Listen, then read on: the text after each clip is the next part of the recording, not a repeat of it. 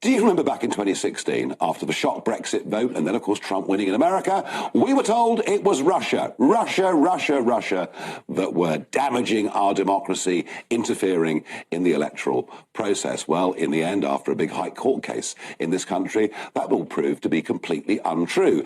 But the real problem, the real danger to our democracy, of course, always was China. And we learn overnight, we'd heard in August last year that the Electoral Commission's website had been compromised, their database had been compromised. And we learn overnight that, yes, actually, the Chinese Communist Party now have access to 40 million voters in this country and their data.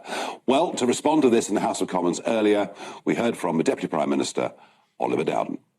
I can confirm today that Chinese state-affiliated actors were responsible for 2 malicious cyber campaigns targeting both our democratic institutions and parliamentarians.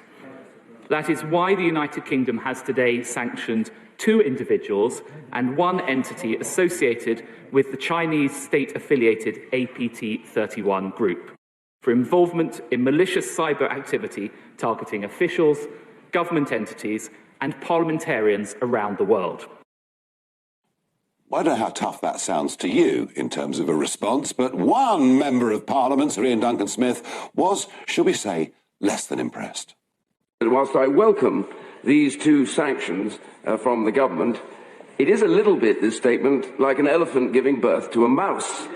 The reality is that in those 3 years, the Chinese have trashed the Sino-British agreement. They have been committing murder and slave labour and genocide in Xinjiang. We have had churches broken and, in Hong Kong, false court cases against Jimmy Lai. Great quote, elephant giving birth to a mouse. I rather